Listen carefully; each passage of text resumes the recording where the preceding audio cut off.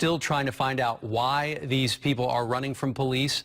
But if you're just joining us here close to the top of the midday hour, this is a police chase taking place right now on a very busy stretch of Highway 59. Here's what we know.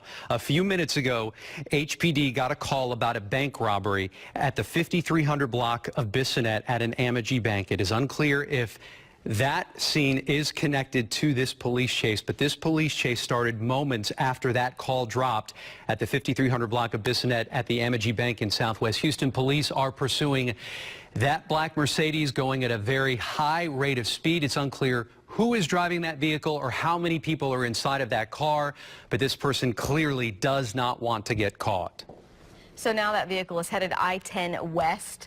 So they've already covered a pretty wide area. Again, as you said, started over there in the 5300. We think maybe in the 5300 block of Bissonnette where that Amagi Bank is. They moved into the Midtown area, Alabama, and Fannin, and now it is on I-10 west after going 288, 59, now down I-10, traveling obviously at a high rate of speed. And you can see sections of the roadway where it traveled, particularly 288, are pretty busy.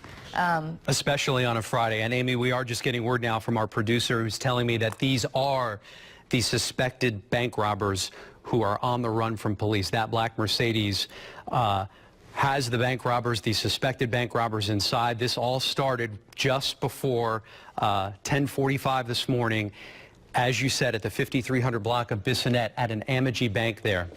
All right, they are just passing the 45 exit, still on I-10 right now. It looks like they've exited there. I mean, obviously going very fast. We don't know how many people are inside this vehicle, but you can see him slow down. Not a whole lot. He's not giving a lot of room whenever he slows down behind these vehicles. So obviously very dangerous. And right now we can't see how closely the HPD cruiser is behind him, but we do know that they were chasing them. This is Sky 2.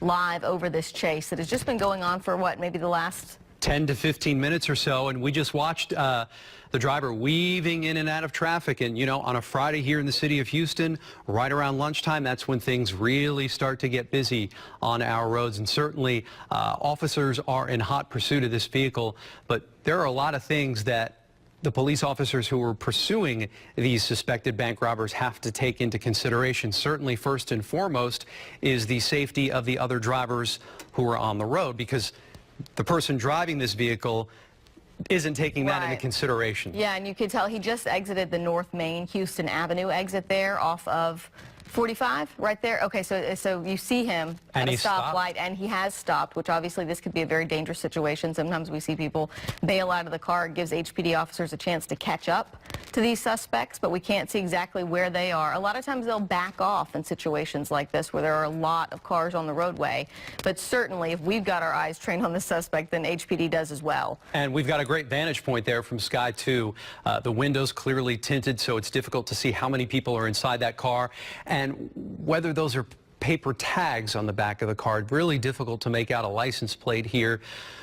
But in most chases that we cover and see here on live television, you don't see the suspects stop. Pilot Mike Silman can see exactly where we are as well. He's talking to police helicopters as well, trying to keep up with this. And he is definitely exiting onto the north loop now, going westbound. Wow, at a very high rate of speed here. So, Don, about what time did you pick up this chase? We picked up the chase right behind the George R. Brown Convention Center. It had been going on for just a short while, probably about 5 minutes or so. But that Mercedes has a V8 engine in it, really powerful, and this car can really move. Wow, and it's very scary to see him crossing these. Look at how many lanes he's running across and just speeding by these 18-wheelers, these cars and trucks. It's just a very scary thing to watch here. Don, can you update us? I'm sorry, go ahead. No, you go ahead and ask me the question. Yeah, if you don't mind, will you update us again, just in case people are tuning in right now? This is a police chase we are watching. Don Armstrong here in Sky. Can you update us on the location right now? Well, we're over here on the 610 North Loop coming up on Shepherd. Now, there is a police vehicle that he just passed. Yep. I don't know whether he's going to join in the chase, probably so. But that's the first police car that I've seen. Yeah, that's the first police My officer estimate we've seen is in the at last least 5 100 miles an hour here Yeah. on the North Loop. Remember, traffic on the North Loop, speed limit up here is 60 miles an hour. So, and they just threw something out of the window there. I'm not exactly sure what that is. It was a yellow bag of some sort. Okay. But they are definitely on the move here on the 610 North Loop heading westbound. We'll be coming up to the West Loop here before too long. Boy, and Don, I have to tell you. And now he's getting back into some neighborhood streets of the Houston Heights. Yeah, you certainly have a lot of homes there. You do have quite a few businesses as well. You can see passing what looks like an empty field there. And this chase has gone from our busy highways now into a quiet residential area that also has a lot of businesses. And it seems to be slowing down just a bit. Yeah, this not street too much. is just parallel one street over from the 610 feeder. So he's just off of the freeway. You can see he's only separated by, you know, some business stores there. Now it looks like he was on West 28th. Now it looks like he's turning onto Yale.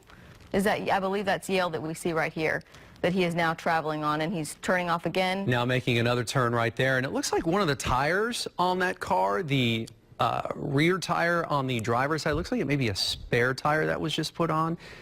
Doesn't seem to have a rim on it. Okay. He's stopped right now. He stopped. Now he should be crossing Durham and coming up to Shepherd. And I believe he's on 27th or 28th right there. But all of these, I mean, there are homes, there are businesses, there are both. He's westbound on 28th Street right now, and now he's turning. He's just crossed over, I believe, Durham. And gliding right around that truck that you see there. Not as many vehicles on these neighborhood streets as we've seen on our freeways, on 288, 59, the North Freeway, and the North Loop. It appears he just pulled into some parking lot. Okay, he's Chick-fil-A, there's a Pep Boys, there's a Home Depot, almost as if he's going in circles, doing anything to get away, but clearly this vehicle doesn't have much more go left in it. Driving on a rim. With the front fender falling off. About to come off right now. It's dragging it along the freeway there. You can see it.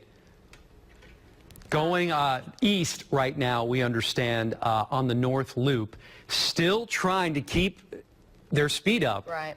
And, you know, we're following this, guys, because if you know anyone in the area, if you live in the area, you're about to walk out the door, don't. Because obviously, you know, you never know how these things are going to end, and you want to make sure that they do end safely. And police obviously do all that they can to safely stop suspects like this. And so we just want to make sure that everyone in these areas knows what's going on right outside their door. Driver trying to stay away from all the other vehicles, staying on the far left shoulder of the loop there. You can see just still trying to keep that speed going as I'm not sure if that smoke is just coming from driving on the metal on the roadway. It may be from that, and you can see that front fender doesn't have much life left to it as well. It's about to come off your side. Now we're seeing sparks from that rim. Wow. Again, we don't know how many people are inside this vehicle, but we do know that this all started in the Southwest Houston area in the 5300 block of Bissonnette, where police received calls of a bank robbery, and then we know that this chase started somewhere in that same area. So things falling off the vehicle there, that wasn't anything being thrown out. It looks like things coming off the vehicle. Parts of the car starting to come off, just the impact of the rim on the roadway, putting off just a ton of sparks right now.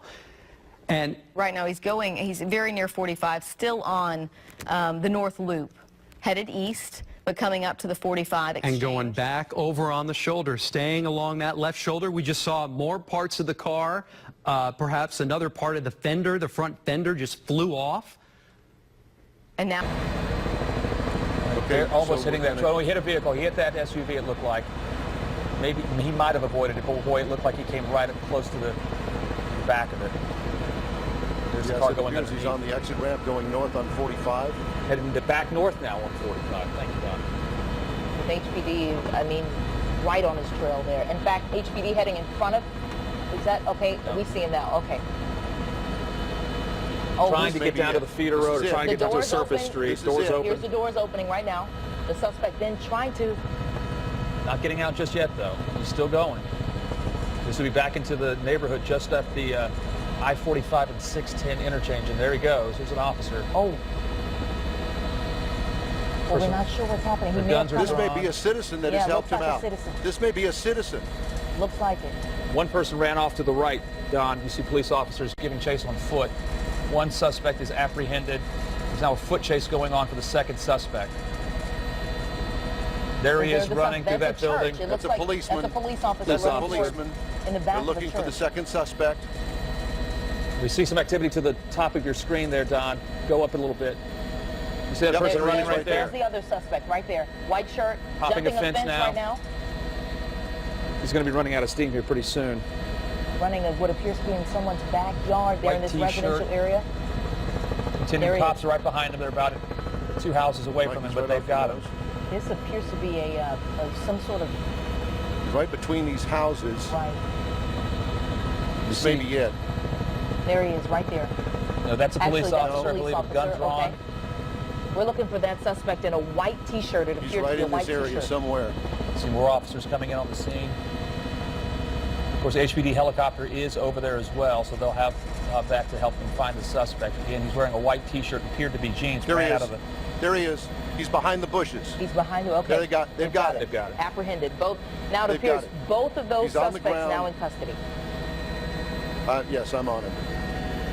You It's at 3 o'clock, The Mark. trees sort of blocking our view there, but you can see through the trees that at least 2 HPD officers now have this second suspect in custody. This was the passenger of the vehicle, the driver of the vehicle. As you mentioned, Don, it looked like a citizen jumped in to help police apprehend the driver of this chase vehicle. Officers getting there, getting that guy to the ground, the citizen moving off, and then the second person, the guy you see being arrested right here, jumped out, and then a small foot chase. It lasted only a couple of minutes before HPD officers able to finally get him in custody. Yes. The end of this Yeah. chase. That's how. And here is the Good Go ahead, Doc. Samaritan's car. Go ahead. Go ahead. That's the Good Samaritan standing there that nabbed the driver of the Mercedes and put him on the ground for the police. And while you're watching this, let's get the folks in the control room possibly to back up the last few moments when that citizen came in so we can see that again. But let's continue to watch this live. That is the vehicle that police were chasing for about 15 to 20 minutes. Chase started right around 10:50, just before our newscast started. We started with this chase and have stayed on it the entire time. We're told that these 2 suspects are possibly bank robbery suspects, and that is why authorities were chasing them. This chase going up 45, making a U-turn, going back onto the north loop, headed westbound, to make a U-turn eastbound, make another U-turn in some residential neighborhoods, finally getting back onto the north loop eastbound, and the driver exiting onto the median, trying to get into a residential street right where 45 and 610 split, 45 northbound, going north obviously, and the 610 loop continuing east and westbound, and that is where his car came to a stop because of a Good Samaritan who it appears to us And- jumped in to get the guy out. And Here's Jeff, the here very it end is. of the Here's chase. that video right there where the Good Samaritan then tackles the driver to the ground, the suspect there, tackles that and then he goes down to the ground after police comes, and you see the passenger then run off, and you see officers wearing bulletproof vests running behind that suspect, who then tries to make a run for it in that residential area there, and they finally catch him there, what appears to be behind a house. And here's that video again of that Good Samaritan stopping his silver car there. And you see, very dangerous situation there. Police officers have their guns drawn. That officer right there getting that suspect dressed in red on the ground after that Good Samaritan refused to let that guy get away. And that's an officer running around behind that building as the suspect that was in the passenger seat had gotten out, bailed out, started to run. He was in a white shirt. He ran a couple of blocks but didn't get very far. Police right on top of him. There at that intersection, because that is where... That is the second suspect, by the way. There you go. There he is right there, the white T-shirt. That's the guy who was on the passenger side, who did manage to get a brief foot chase in after the car came to an end, but obviously he didn't get very far. HPD has him in custody, walking him back now. You know, and in situations like this, Don, and you can attest to this, that you worry not only about the drivers, obviously, but especially when suspects are going at such high rate of speed, but you also worry about the police officers who are trying to apprehend, you know, a suspect who's on the run like this, and then a foot chase. And you can also imagine the radio traffic between the officers because he made a couple of turns, and with this very powerful Mercedes got away from HPD for a short while. And I know that we did our best to try to help them nab the suspect and steer them in the right direction. They finally caught up to him thanks to the Fox helicopter, the HPD helicopter, and so we've got them all both in custody and all is good. There's a City of Bel Air Police Department here as well. So as you can tell, lots of different agencies here on the scene joining in this chase, but we finally got them both into custody. I'm glad to report. And Don, that may give us some indication as to where this chase started. They are putting him in the back of a City of Bel Air police cruiser at this moment. This is the passenger who gave a foot chase just as after the car chase came to an end. So if Bel Air PD is putting him in the back of their cruiser, one might imagine that this chase started with a problem in Bel Air. And again, we do believe that these are bank robbery suspects. We're certainly checking that now in our newsroom to find out exactly where this started. But as you mentioned, those are Bel Air Police Department cars and Bel Air Police Department officers who are now handling. That is the second suspect, the one who's in the passenger seat who bailed out after the car came to a stop. And I would imagine that is the gentleman that you guys are speaking of that apparently was able to stop these guys and help officers apprehend these two suspects. But we were being told by police to sort of take a step back because they are trying to block off a certain portion of this crime scene now. So we're trying to give you guys a close enough view, if you will, of what is going on right now. But if you can tell from that Mercedes, if my photographer Mizwa here can show that tire in that rim, it basically shows what happened and just what a wild chase that was. Wow. Yeah, and we know we watched as this car hit at least 3 or 4 other vehicles during this chase, and we know we're going to give you some more time to gather some more information there at the field. We'll probably come back to you here in a couple of minutes, Myra. All right, thank you so much. Good work out there. Okay. And we'll be right back.